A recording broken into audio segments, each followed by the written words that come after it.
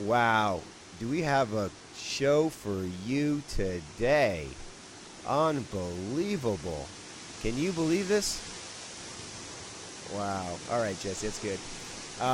Man, I'll tell you, Jennifer, telekinesis. I'm sure you've heard of that before, right? Yes.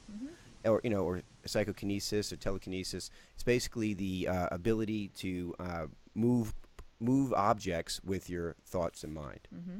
Now we know, like there's a lot of history and reference to that, and people are like, oh, even like Wikipedia says definition is the probable, the probable ability, or people say it's an ability to, what do they say? The ability to cause such movement, and so they kind of like play it down like it's not accurate or true.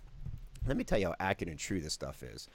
Our government, our CIA, and if you don't realize yet, the CIA runs pretty much everything from media to everywhere we go, and get on board and go check it out yourself. But they just released through the Freedom of Information Act, they were forced to release the experiments they've been doing. I mean, I think it came out back in 2008, and I think it was the Stargate project. And it was all about the telekinesis project, and that remote viewing came out too. What were our government's been doing with people such as, not Michael Monk, who's here today, but I don't know, maybe you have been working with the CIA. I don't know, Michael. We'll have to find that out. But people like that, and they harness their energy, and they are able to move objects. Now, on a physics level, we have Dr. Bruce Lipton talk about how our thoughts, we could explain how our thoughts actually affect our inside of our body. We create stress. We know the negative thoughts do easily, but also positive thoughts too. And we also know that thoughts affect outside of our body, because thoughts are physical phenomenon. It's energy. And it's all energy manipulation. So science is clearly there about telekinesis and everything else on that. And we have such an incredible show for you guys today. In fact, there's even more of a treat than that I want to share. We have Michael Monk, who I'll introduce here formally here in a second. But he does just that. He's actually, you just saw him manipulating the wind, that energy. He'll show us how to change and manipulate that energy. In that situation, he was doing wind. He does objects in water and all different types of experiments. But this is something that we are going to be going over today in depth, and how he does it and what does he do. And if you like to try it, you're going to have an opportunity to. I mean, today you're going to hear Michael Monk. Of course, he's down in Florida, but he's actually coming to Atlanta this weekend. What do you think of that? Very cool. Huh? And he's going to be, we're going to be hosting him over at my place, and we're going to be having an event, a kind of demonstration event on Friday, and we'll give you more details of that in here in a minute.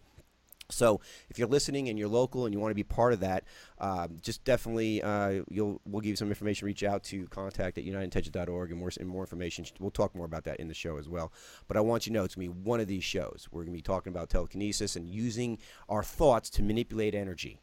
We do it all the time. We just don't give ourselves credit for it. Here, I should say it's more consciously using our thoughts to manipulate energy. And you just saw a little demonstration of that. So, Michael, before I do a formal intro on bio, and you want to mention a couple things for the foundation, if you don't mind. Just kind of hang in 1 minute. All right. Okay. Great. First, Jennifer, we got so much going on. I mean, I just can't tell you our new homepage, and we're going to be putting our updated items. Right, for our upcoming events, I should say. Yes. And we have a few of them coming up, aren't we? Yes. Like, what are some of them? This Friday, of course, Michael's event's going to be put up there, as well as we're going to be we're implementing, guys, this is going to blow your mind, a meditation competition. Who ever heard of something like that? And we're going to have a formal name for it, but we're going to find the best meditators in Georgia. Or actually, in Georgia. We're going to be looking in Georgia first, and we're going to be looking at the top best 20 meditators, and we're actually measuring with technology on how long people could keep themselves into a meditative state. So we measure it through your brain activity, alpha, theta waves, gamma waves, and we're going to be putting a little contest on a weekly basis and having a big event. I think when is meditation month? September, right? We're having a meditation month, and so we're going to be doing a lot of advertising on it. I don't want to get too far into it right now because we don't have a lot of the details set up, but it's going to be so much fun. We're going to be bringing fun into meditation and making it exciting for people who are interested in getting involved in that, and how easy it is, and how much benefit it's going to be to you and to your family once you learn how to meditate and to stay in that state of being. So last thing I want to mention too is create the intentions. Get on our site. Our site's free. It's free for all members. It's unitedintentions.org. You learn to go on there how to create intentions. I mean, you're creating intentions all the time, but you're constantly learning how to create an intention, one intention at a time is our motto. And you basically follow the steps in there where you could really truly address those subconscious beliefs that are sabotaging your desires and wishes and your passions to manifest itself, and share that with your new friends on the site. It's a social media create the intention experiment where two more people come together and focus on the same intention. It's much more powerful, and I'm sure Michael will attest to that here shortly, because that's all he does. He works with people and their energy and creates this type of atmosphere everywhere he goes. Yeah, I saw some things he did about collective consciousness. Oh, I mean, I went to read his little bio here on that. So anyway, so get online and plus support our UI education. Please donate to us. We live and die by donations. Go online. It's how do we help? It's $1 a month, whatever you can afford. Just do that, reoccurring if you want, or one-time donation. If you're a very wealthy prince, Saudi Arabian prince out there, a couple $1 million would be very nice and handy right about now. So help yourself. We'll definitely get you involved as much as you want. So with that being said, let me do an introduction here for our special guest, Michael Monk. He is a self-taught healer and energy master. After many unexplainable miracles happening in his life, he isolated himself from 2008 to 2011 to study. That's a big commitment, man. I could isolate myself for about 13, 15 minutes, so that's pretty impressive. Pray, meditate in order to understand the mechanisms behind what he experienced. This led him to understanding of energy, mastery, and the founding of his Avatar Energy Mastery Institute, where he offers online healing and teaching of all that he knows. And you can reach him at avatarenergymaster.com. That's avatarenergymaster.com. Without further ado, welcome to the Good Intentions Show, Michael Monk. All right, how are you? Doing great, Tim. Thanks for having me. It's an honor. Same here. I just, we just had a chance to meet a few weeks ago, maybe a month ago. I can't remember, on the phone via Dawn. Dawn Elliott. She's a big supporter of the foundation, and she actually going to be involved with us on Friday as well, and her friends. And we're going to talk more about what you're going to be doing when you come here. But just, if you don't mind me just jumping right into, before we get into the event and what you're going to be doing, but just tell me about you. And you said you had this unexplainable, miraculous event. Why don't you start there and then work back to how long you've been sensitive like this? Because you're clairvoyant, telekinesis, whole works. So go ahead. Sure. Well, the story of my awakening, could be really long. So before I go into that, I just want to let everybody know I'm going to compress it for time's sake, because it could take up the whole hour easily. But it all started happening to me in the year 2000.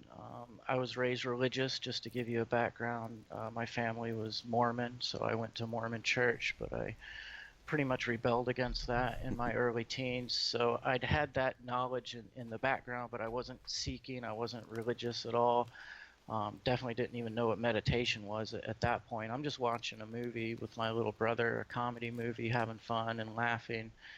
And just out of nowhere, I feel this very, very strong presence inside my head, like it came down and into my head, and it spoke to me, and it was audible. So it was telepathic communication, but I could also hear it with my eardrums. So it was like a physical voice that was accompanied by a large amount of power, a large amount of energy, enough to like shock me into disbelief. And it told me to stand up, very clear words: stand up, turn the TV off, stop laughing. I did that, and I was just shaken to the core, and I reach out with my mind, and I was like, who is this? Is this my grandfather? He had recently passed away, and the voice said, yes, it is. And an energy flooded through me, like an ecstasy type of energy, like the hairs on my spine raising, the same type of feeling you would get by watching a highly charged emotional moment in a film, a movie or something. But then it left me with a feeling of like there's a lot more to this, like there's more than just my grandfather there. And so I asked if my cousin Jason was there, because he had recently passed, and the voice said yes. And I got that flooding feeling that back then I called it the Holy Ghost. And so I was, at that point I was like, well, I'm confused. You're my grandfather and you're my cousin, help me out here. And the energy opened up my inner eye, the pineal, the mind center. I come to know much more about it in the future. but I saw a vision, and it was like a huge heavenly host of light beings that were in humanoid form, thousands and thousands of them. I mean, without number, really. But they were all telepathically connected as one singular voice and talking to me. And it just sort of struck me in that moment that I was talking to God. I didn't know about collective consciousness or anything back then. I just knew in my heart that whatever God was, I'm talking to it Now, right now. how old were you when this happened? Early 20s. Oh, wow. Now, prior to that, you were just, happy-go-lucky kid who just having his human experience, thinking it's his human experience here, and then you really realize at that point you were open up to the spiritual world. Like, you always been a spiritual person having a human experience. Prior it was you think you're a human person having a spiritual experience, right? And so fascinating, and then you just changed your whole life. You went dark for a couple of years, huh? Yeah, well, it's a progression of about 11 years, but Oh, wow. what happened that night was once I realized it was God, I was like, well, wow, Father, is this what it's like on the other side? We're all connected. We share thoughts and feelings. It said that you finally met me and you can ask me any question. So we talked all night back and forth, probably for like a couple hours straight, and I was asking questions related to the Bible, but it kept telling me things about energy, about vibration, about the true nature of reality, things that I really wasn't ready at the time to fully embrace. But by the end of the night, I was shaken to the core, and started reading the Bible, which was all I knew to do. I started reading the New Testament. It just so happened that three weeks later, I suffered a really bad accident being home alone. Had a muscle spasm while holding a sharp object, and I basically jabbed my left eye out. Like Oh, it was my really bad. God. Pierced it, fluid was leaking out. I go into the bathroom and look in the mirror, and blood's trickling, eyeball fluid's leaking. I mean, I've lost my eye straight up. Like, Wow. and I'm home alone, and I start crying from the pain, and my right eye tears up, and now I'm effectively blind. I'm like Right. in total darkness. But a type of calm just came over me out of nowhere, and I'm like, well, wait a second, you talked to God 3 weeks ago, so well, let's pray and Yeah. fix this. And I got down on my knees instantly and prayed in the way that I knew how. I said, Heavenly Father, in the name of Jesus Christ, let my eye be healed. And the moment that I spoke those words, a strong vibration entered my body and just quickened every cell in my body. I get up and I look in the mirror, and there's no tears in the right eye. Those are gone. There's no blood in the left eye anymore. No more eye fluid leaking. But from the center of my forehead, like right where the third eye would be, a thin stream of blood was leaking down. And I went to wipe that off, and there's, of course, no wound on my forehead. So now I'm instantly healed. The blood was transfigured, and I'm just shocked to the core, just shaken up. Like I didn't know what to make of it. You think it'd be entirely a happy occasion, but Right. shocking. It's like, where do you go from here? Who can I talk to about Like a this? stigmata moment, it seemed like, in that sense. And fascinating. Fascinating. So you did this, at this point, did it solidify more of your belief in the frequency of Jesus, or did it broaden your belief in reference to the frequency of love, or both?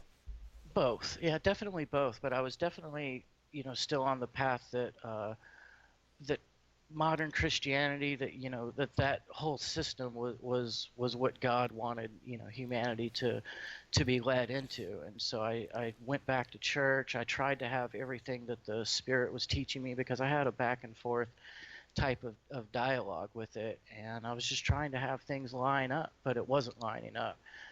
Because the Spirit was teaching me about reincarnation, about energy, about oneness, about things that the church just doesn't believe in. So, Yeah, of well, course, the Book of Thomas talks alludes to Sure. that, and that they didn't discover that until the 1930s or 40s. But let me ask this question: so, when did you have your first telekinesis experience? And I mean, that was probably a second eye opener, I assume, at that point. which I mean is you moving objects with your mind. Sure. Well, 8 years passed from that point, where just every so often I would get it in me to pray for a miracle, and I would experience them. I had other healing miracles, other things happen. And I was just waiting for an angel or something to come down and tell me what to do. But I ended up in 2008, I'd put these things away because my family didn't think it was good for my life. And so I was just being a good boy, working a job and not talking to anybody about this so-called crazy stuff. And I get a bug in me about 2012. Like I just feel something, and I felt a vibration associated with it. So I started researching it, and that's when I came across some material called the Law of One, which was a channeling done in the 80s to an entity called Ra. And in this, Ra talks about everything being vibration, that all is one, that we all sprang from one great consciousness, and that we're all part of this giant mind, this giant mass consciousness. And I was pretty shocked because what I called the Holy Spirit at the time was radiating through me as I would read this material, telling me truth, truth, like this is truth. Whereas any church viewing that material would say, this is of the devil. Satanic, but yeah, here's, here's God straight telling me that, no, this is the real deal. Well, the Sumerian scrolls, I think, discuss Ra and the whole gang back then, 6,000 years ago as well. But from a more of an alien perspective, but nevertheless, I mean, this is some old stuff that you're tapping into, you know. Well, Ra called itself a servant of the one Creator, and Right. so yeah, it's all linked together. But in there was about that there's really no physical matter, that physical matter is an illusion that we create with our mind, that everything is really waveform and vibration. And I really understood it. Like you can read something and mentally understand it. You can also read something and it goes all the way to the heart. And that's what happened to me. And when it did, that voice came back. It'd been silent for years, and it just said, good, I want you to go outside and get away from people now. So I did. I was at work at the time. I went out back of the building. Nobody was there, and the instant I stopped walking, the whole world began fluctuating, vibrating in waveform, very much like heat when it comes off a blacktop on a summer day, except it was rainbow light, rippling rainbow, changing colors, light everywhere. And when that happened, I just had this feeling like I know this place, like I've been here before, ancient memories type of thing. Not only that, but I know what to do at this point. And the feeling, like what I knew to do, the feeling was like stepping out of my chest, like taking a left foot step right out of your chest. I was opening my heart chakra, but at the time I had no idea what a heart chakra was. Yeah. But as I did that, my body began to do the same thing as the world around me began rippling into rainbow light, where my physical matter, or the perception of physical matter, was completely dissolving. I could see through my body and everything. And it was a Neo experience when he stops the bullets and he all of a sudden realizes that, you know, everything's green and matrix and fluctuating of energy. You know, you had that Neo experience, that what I always refer to. Yeah, very much so, except analog wave energy instead of digital matrix. But very, very similar. That is so fascinating, you know. And I assume at that point, when you had that revelation, that's when you realized your clairvoyance was at the maximum, or you just tapping into your clairvoyance skill set. Well, at that point, that was a higher power giving me an experience. And those are great, you know, but here's where religions fail, because a higher power can come in and give you an experience, can turn your switches on, but as soon as that higher power leaves or leaves you back to your own self, it's gone. You don't have the gateway. You didn't do that. A higher power did it for you. So the instant that higher power withdraws, you're right back where you were. And so I had no idea how to open that gateway. I had gotten scared, and I said, what if I can't rematerialize my body? And when I had that fear-based thought, I was right back in body perception. I had the same experience, that out-of-body experience you're talking about, this, you know, where you get fear, and all of a sudden when you have that fear, it shocks you right back into your body, and you lose that opportunity. Thomas Campbell, Dr. Thomas Campbell is on, and he does that with the Monroe Institute. They measure people having out-of-body experiences, and he comes on a regular basis, and he exactly what he just said. He says you have to face the fear, and the only way through fear is to bravery. You know, you have to be brave. That's the only way through the fear. Big time, man, big time. See, I was disappointed in myself, you know, that I didn't go all the way with that. And so for 3 years, I tried to find that gateway. And it just finally happened in the year 2010, and not by anything special. I was sitting on the couch, vegging out. I was holding an index card to a magazine, not even looking at it, like just, slack jawed, slack mind, just straight spacing out. And next thing I know, just everything starts rippling in waveform again. And I could see that my hand was a greater energy than the card that I'm holding, that my hand was forming the card because my hand was a greater energy than the card. And I could see the rippling energy in the card and then out in the air. And I could see the energy everywhere. I'd opened the gate myself by relaxing, by doing nothing. Like a spiritual focus is the opposite of focus. It's unfocusing that opens up all of this. Leaving your mind. So But, that's fascinating. So you saw the true nature of your hand and the energy via the index card, and then did you freak out or did you go with it? Oh no, I was for 3 years I've been wanting this to come back, so I was happy as a kid in a candy store.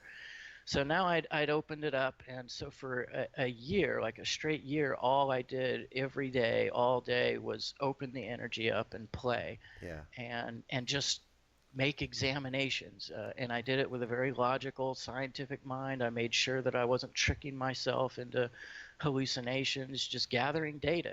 How does the energy react when I point my finger? And I would see that ripples of energy come out of my finger, bounce off the wall. What happens when I breathe? I'd see rippling energy coming out of my breath. What happens when I adjust my eyes? Does the energy particles move and change? And sure enough, they would. Like I could form triangle, square, circle, and the energy would coalesce into whatever I was mentally visualizing and holding. So for like that whole year, all I did was open up the energy, solidify my connection to it, and there was a very miraculous moment that happened during that. Like my perception at that time was that I was a tiny being, like I was made out of energy, but I'm a small energy being in this huge, vast sea of energy, and I was amazed that I even existed like that. Like here I am in this huge sea of energy, and somehow we maintain ourselves. Well, at one point when I was meditating and just examining the energy, I guess you could say my higher self, or like a bigger part of my own being, came into me. And I just found myself speaking these words. I said, I'm not the physical body, I'm the light that flows out of it. And as soon as I stopped talking, all the energy in the room that used to be separate from me collapsed into me like a dying star. It just all collapsed in, and it hit 0 point and then boom back out. And ever since, from that day, my perception changed from a small being in a sea of energy to being the source of all the energy that I see, of all the reality that I'm experiencing, once I turned inside out, as I call it. And that's when I started noticing my ability to affect things, because before I was sending energy out of my body, but now I was the energy that I was perceiving. So my mind began to expand into the energy, so I could feel from the energy like it's an extension of my body. So what you're saying is kind of like what Neo says in the movie The Matrix: be the spoon, bending. Don't just see it bending. Be the spoon. So meaning your energy needs to unfold into the spoon's energy, and then it starts bending. And by the way, just so everybody knows, part of telekinesis, one of the things is bending metal, and spoon bending is not a made up thing. It's a real deal thing out there, and people who can do that. I'm assuming you perhaps bent some spoons in your day. I can manipulate the molecular structure, make it soft, but pliable. I haven't yet done it with just my head and seen how Neo did.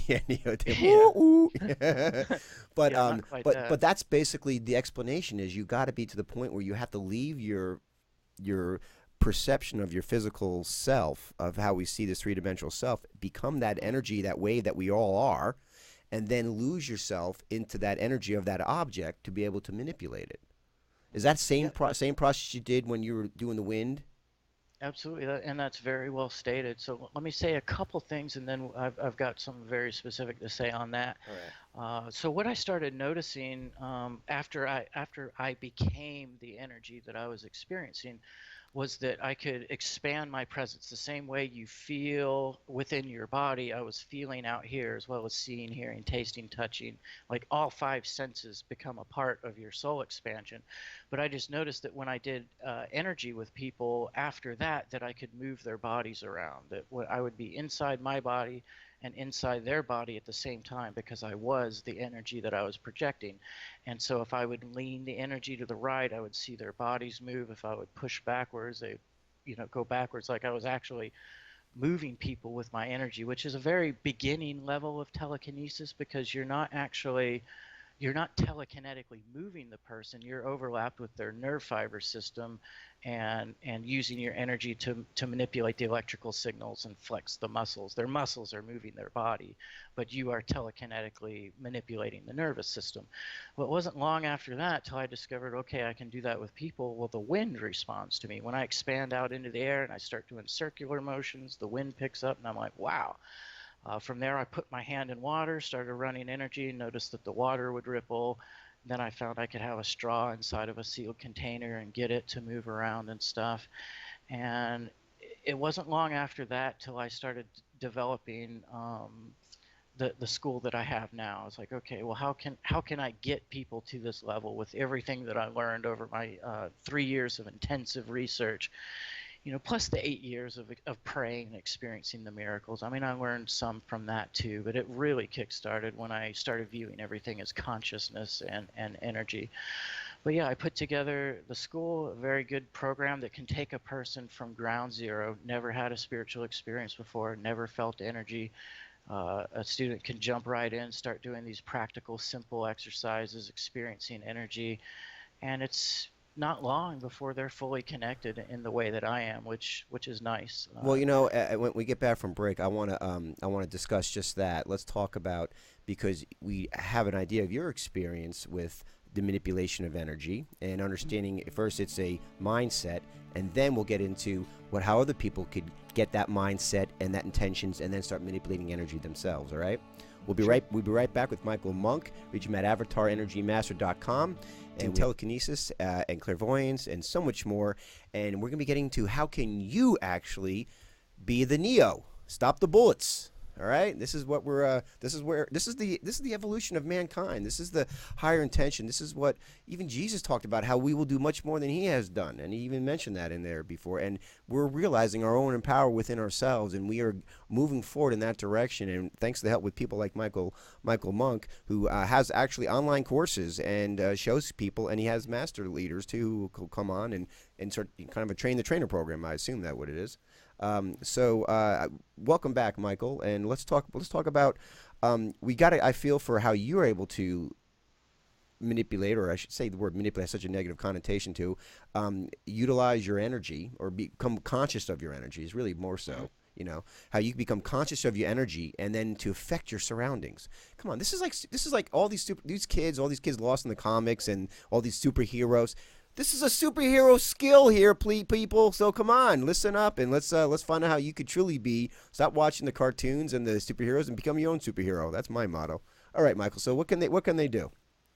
Well, it all comes down to connection, like what you were saying about the spoon. That was very good. So, in order to influence something mentally, you have to feel it as being a part of yourself. Your actual consciousness needs to be housed inside of that thing that you wish to affect with your energy. Otherwise, it has basically zero effect. So like if you sit on your leg the wrong way and it goes numb, when you stand up to walk, you're not going to walk. You know how to fire that muscle, you know inside out how to walk, but the moment you can't feel your leg is the moment it stops responding to your mind.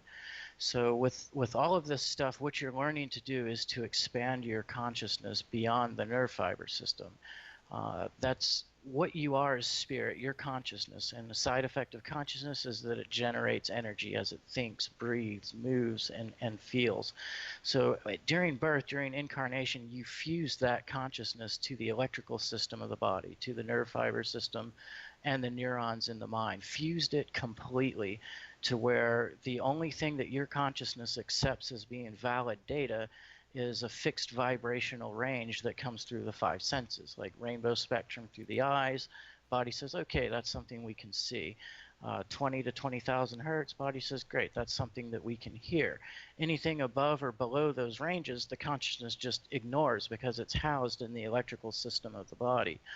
Well, what you learn at the institute through this evolutionary program is first how to expand your consciousness above and below this fixed range with the senses. So you learn to see above and below the rainbow spectrum. You learn to hear above and below the rainbow spectrum. And same thing with taste, touch, and smell. All the five senses have a fixed preset range of vibration, and you learn how to expand your mind beyond that so that you can see other energies, other realities that exist besides just what the five senses paint to our consciousness. Another big part is you learn sensory overlap. Sensory overlap is basically understanding that a sense is just an interpretation of a vibration. The real data is the vibration itself. So once you've got this gateway unlocked in your mind, the pineal gland, and a very important part of the brain called the thalamus cortex. It's situated right near the pineal. The thalamus is what receives vibrational data first and then chooses which sense mechanism to send it to. So the thalamus decodes the vibrations and sends them to the right place. So if you get a vibration in the rainbow spectrum, the thalamus says, hey, that's something we can see, and it sends the data to the sense of sight interpretation in the brain. Well, once you're connected electromagnetically to your energy, you can influence these channels and interpret vibrations any way that you feel like it. So you could be looking at a tree that's like 30 feet away and say, you know, it's nice to see that tree, but I'd like to feel that tree. Like I would like to have a sense of touch connection with that tree. So you just ground that sense of sight vibration into your sense of touch channels, and next thing you know, you're feeling the particles of the tree through your body, through your soul, even smelling it, able to like smell that tree as though your face is like pressed right into it. I mean, you have a very intimate connection with that point. But learning to overlap the sense of sight with the sense of touch is probably the biggest and most immediate thing that you learn, because it's a massive expansion into omnipresence. As soon as you are able to be all that you see, so everywhere that you look, you're going to have a sense of touch presence by overlapping those two sites. It's a huge soul expansion out into the world, and the opening gateway to a lot of the kinesis that I do. So like I have a video where I'm making clouds disappear. I do that through the sensory overlap. Whatever I see, I can feel. So I merge my consciousness with that cloud, and I feel it within my energy as though I'm right inside the cloud. And then any energy movement that I do within myself affects the cloud. So I just sort of do like a pause, like solar energy, just spread it out, and the cloud ends up vanishing. You know, that's really true. You know, who needs the chemtrails and geoengineering? And you could do your own weather manipulation, honestly. And we had a gentleman named Chick. He's from Florida too. He came up, did fire walking, and he said to me, you know, and I didn't believe him until I saw it happen. But he said, Tim, I don't worry about weather because it is an outdoor event. You're walking on, 800 degrees, burning hot coals, right? So you can't be raining. And he said exactly what you just said. He was able to come, and it was raining early that day, and he came. Weather changed. He put an intention out. He didn't do the wind things that you were doing earlier, but he just put the intention out there. And during our time period of doing the firewalk, there was no rain. Everything was fine. Yep. After we were done with the firewalk, it started raining again. He says he does that everywhere he goes. Doesn't worry about the weather because he has that full connection. He's leaving his self energy, being communication with the clouds as well. Energizing that. So that's over. And there's hundreds, if not thousands, of people such as yourself out there who really understand that level of energy work. Reiki masters do this too. They put their energy into you. So this is really truly our next step in evolution as human being. Wouldn't you agree? Absolutely. It's not even debatable that everybody has to learn energy.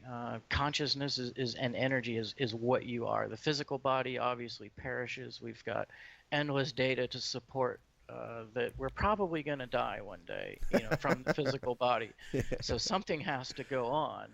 It's the consciousness. It's the energy. So it's a totally different body. It operates differently than the physical body, and it's got a lot more freedom, but you have to learn how to wield it. It'd be like being born into a physical body and saying, that walking, talking stuff, I'll learn that someday. It's not too important. It is like it's critical. This is ascension, and there is no other ascension besides consciousness learning energy.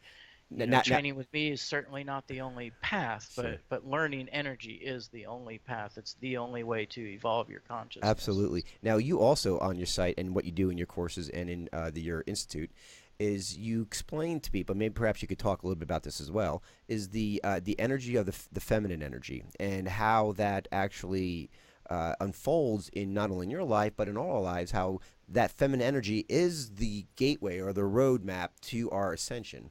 I mean, you want to elaborate on that? Yeah, I did in 2008, I did a very large amount of tuning to my feminine side. So I'd read material that suggested that the soul was both male and female. So I was willing to dive into that. I connected to my female half very strongly, like to the point where I was declaring that I'm actually a female soul, but I'm in a male body right now. Got a lot of that going on these days, don't we? Go ahead. I'm sorry. Yeah, it didn't take it to the point where I was attracted to men or anything, but I did get to the or point operation. I was a little prejudiced, like I was definitely leaning towards feminism and not really liking much of masculinity. But after that, I pulled out of it. I accepted my masculinity and everything. But I learned a lot while I was connected, while I was seeing my higher self as being female. And what it comes down to is the feminine energy is what shapes, it's what holds, it's what makes everything, basically. The job of the masculine side of the soul is to generate energy from nothing, to emit energy from the 0 point, a generator. Like, that's what the masculine consciousness does, is it makes the energy. The feminine consciousness takes that energy and shapes it into something usable to, it's the force that holds the planet together and organizes how it grows and what it does with the energy that it's receiving. So there's nothing more important than that. And in terms of perception, you start your path with opening up to your feminine side, because the feminine side is all about perception, reception, being able to pacify your own self so that you can tap into more. So we really unlock our feminine side in the beginning. We become ultra sensitive. We become very receptive, all about receiving the energy at first until you're fully connected. Then once you're fully connected, you can start playing with more of the masculine side of the skills, which is learning how to radiate stronger and stronger levels of soul mass. But you can't do the masculine first. You have to be connected to your soul. You have to be connected to the energy in order to start to generate these movements. And I see so many systems or people trying to learn this stuff, and they say, okay, telekinesis, I'm interested in telekinesis, I want to learn. So the first thing they'll do is build a chi spinner, a little spinner, and sit there with their hand going, masculine. I'm going to do it. I'm going to will it to happen. Yeah. Yeah, and it's really all about the connection. I mean, we do emit energy, so people can get some results. They can manipulate the weather. They can get a little chi spinner to move, because even though they don't have the full connection, because the body is emitting ranges of energy at all times. But for one, they won't get nearly the type of results that a fully connected person would get. And two, and probably the most important point, is that it's not about the power. It's not about the power at all. It's about the connection. That's the miracle in everything that I'm sharing, everything that I'm teaching, is that you gain an intimate soul connection with this entire world, with any system of reality that you will ever find yourself in. You gain an intimate connection to it. So we know what it's like to feel within the body, to be a human, walking around on the planet. We know what sunlight feels like when it touches the skin of the body, right? It's warm. But how many people actually know what sunlight feels like the light itself? What's it like to be inside of sunlight and to feel its radiance? What's it like to feel yourself as being a body of water, like a lake or a running river? What's it like to be a tree? Yeah, literally, you're literally feeling for the first time, truly feeling, not interpreting feeling. I mean, because you're lost in that energy. Yeah, yeah, and it's like being born again. Yeah. And I do believe that there is some truth in the Bible. I think it's been massively, diluted through the Yeah. years, but I All do believe religions are that that's what perverted. it means, Yeah. that you do have to be born again of spirit. But that's not an empty ritual where you get dunked under the water and some words said over yourself. Spirit is energy. Yeah. So being born again means that you find your energy, you connect to it, and it's like being alive for the first time, seeing this world in a completely different way. Like every regular physical experience becomes a very sensual, miraculous experience. You find exaltation in the most normal things, like drinking a cup of coffee or eating your lunch, or just sitting next to the ones that you love, feeling their energy, being connected. So 100%, that is the miracle that I teach, is the connection itself. It's beyond amazing. As humans, we live to feel, but we chase ego things to feel more. Our next job promotion, our next new car, the next iPhone, you name it, we get these new things, and it's a permission slip to feel happy, to feel pleasure. Well, once you find energy, you don't need these ego-based permission slips anymore. You just tune in, and the most simple thing becomes a sensual miracle beyond belief, like just breath and heartbeat. Just being fully connected to your breath and your heartbeat, feeling the heart's pump going all the way out here, surrounding your body, feeling your breath draw energy in from everywhere. I mean, 100%, this is what it's about. The powers, the abilities that you will gain are just a side effect of the connection. By being connected like this, things are going to start responding to your mind. There's no other option, because that's just how it works. So, just in recap here, so apparently you need to tap into your feminine energy within yourself to first truly embrace and connect and lose yourself in that other energy outside of our perceived energy within just ourselves. And then the masculine energy is kind of like an amplifier. It amplifies. Once you're tapped into the feminine energy, you welcome the masculine energy to amplify that intensity of that moment, right? Yeah, big time. Yeah. So The two polarities go together, and they create the greater energy. Either one by themselves is not even close to the two together. Well, let's we're gonna take another break here, and when we get back, let's get into two things: a little bit of the collective consciousness, and then I want to talk about our event coming up Friday, and also another radio show. I think Jennifer doesn't know yet. We're gonna have one on Saturday, talking about the event we had on Friday. All right, because you'll be here in town live. So we'll be right back with Michael Monk. You can reach him at avatarenergymaster.com. He's a must-go-see. Incredible man. We'll be right back. We are back with Michael Monk discussing energy and what we can do and how we can embrace it ourselves and really look at life from an energetic perspective rather than the ego-driven perspective that we're from. So real quick here, not real quick, but we have a few minutes to talk about this. How would you define, from this energetic perspective, the collective consciousness? Collective consciousness is what I ended up discovering that the presence talking to me was. So what God is not like a singular separated consciousness from us, but it's a conglomeration of all of our consciousness, like the summary of all minds linked together as one. You have a collective consciousness right now. Like, just inside your own brain, there's many different aspects to your personality. So it's collectives within collectives. Like, as a soul, you have past lives, future lives. You have simultaneous existences because of the nature of time, everything being simultaneous. So you are a collective consciousness. As a soul, you're a conglomeration of all the lives that you live, which is simultaneous existence. And then within that collective, there's other collectives. Earth is a collective. Every consciousness that knows themselves as having a lifetime as a human is a part of the Earth consciousness. The planet itself is a mass mind. And within that, there's subdivisions to the collective. Like, if you live in the United States of America, if you identify yourself as an American, that's a collective within the collective. Russia is a collective within the collective. There's racial divisions: white, black, Mexican, so on and so forth. Each of those is a collective within the collective.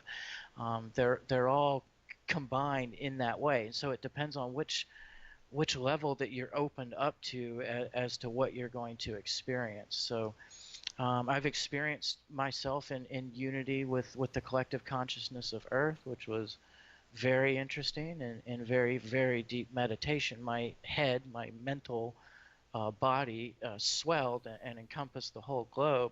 And when it did, I could feel these factions, like thinking back and forth, communicating with each other within this mass mind. And it was very much like when you're thinking with yourself and you have an issue, it bounces back and forth through your mind through different opinions. Like when you go to view something, you usually end up with like 3 or 4 different opinions and you choose.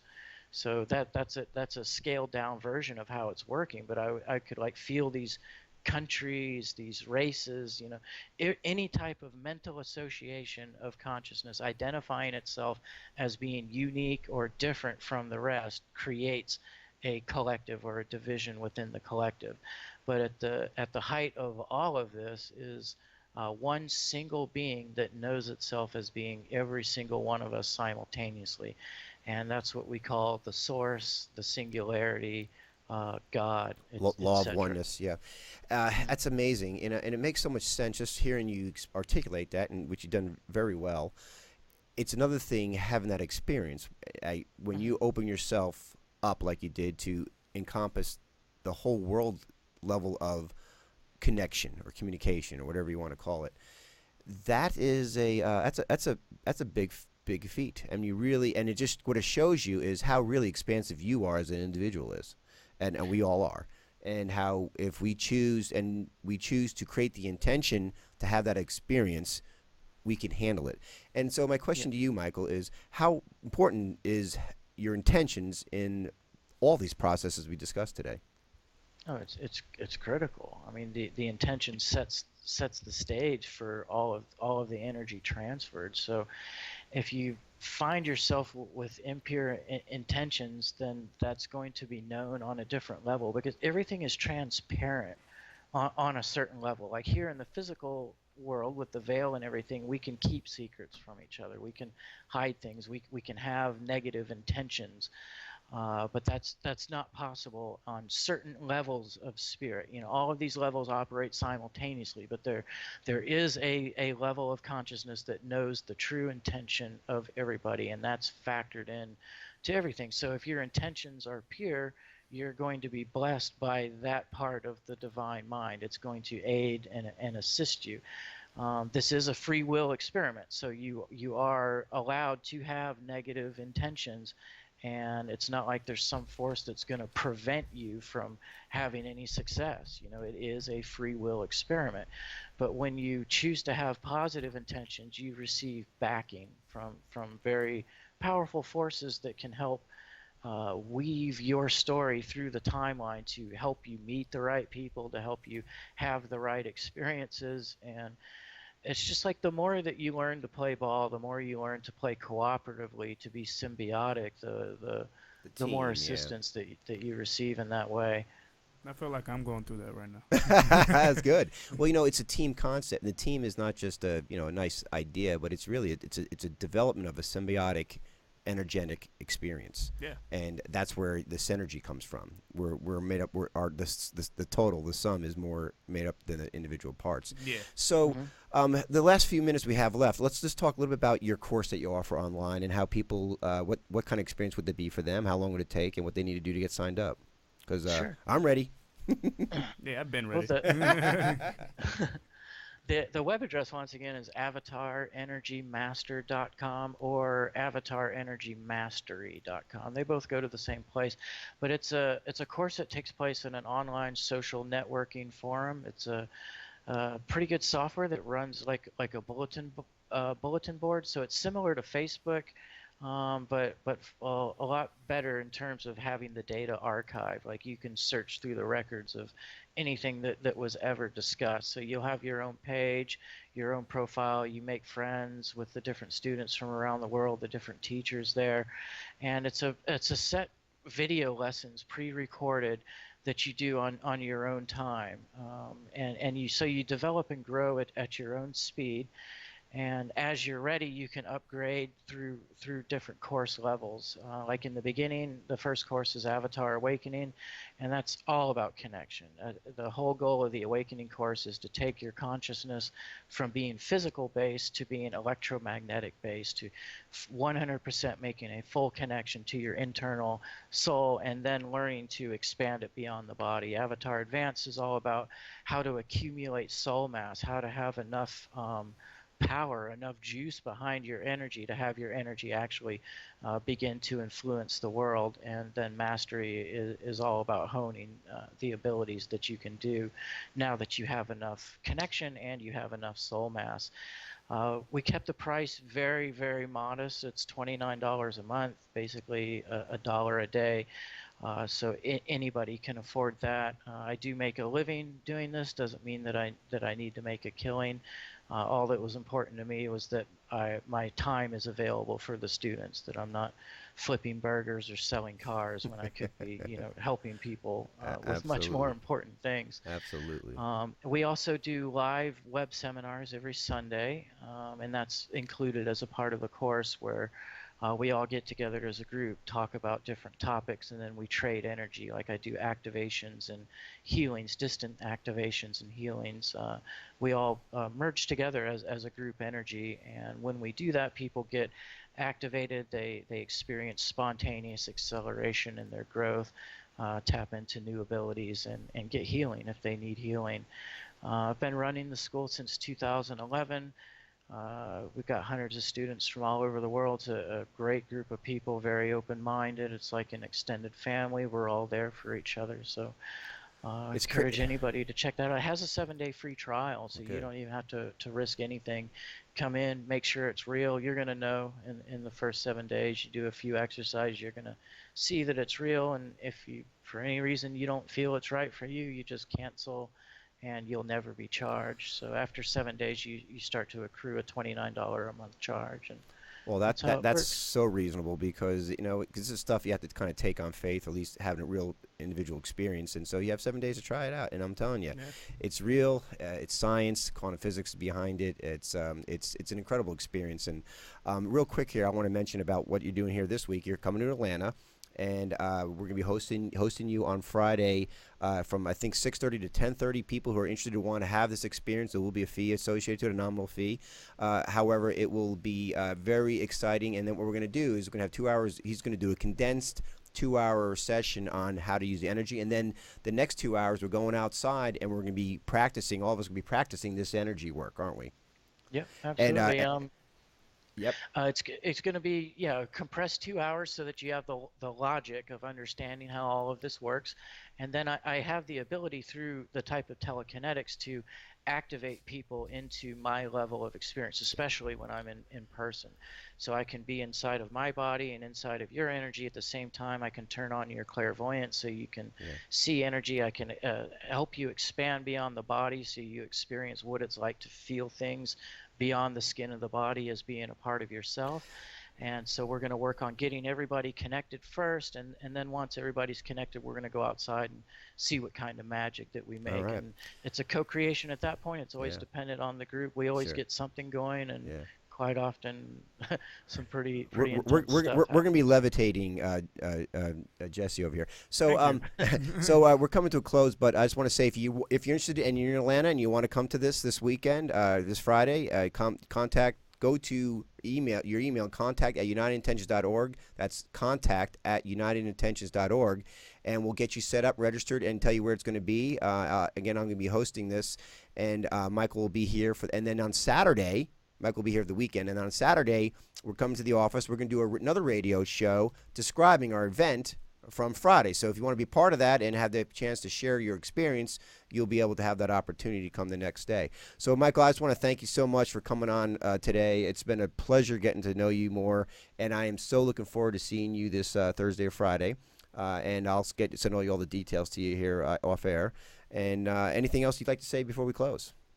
It was great to be on the show. We got a good flow. I feel a good connection with you. Absolutely. So it's been an honor to meet you guys, and I can't wait to see you in person. All right. Listen, thank you again. That's Michael Monk at the Avatar AvatarEnergyMaster.com. There's so many more questions I have for him, and I'm gonna bring it up on Saturday. So collective consciousness and all. It's crazy. It is. In a good way. I know. What a great day. Listen, thank you again, Michael. We'll talk to you soon. We'll see you soon. All right. My pleasure. God bless everybody. Yes, thank you guys for listening. Today's Monday. We got another show Wednesday and Friday, and of course Saturday too. 4 live shows this week.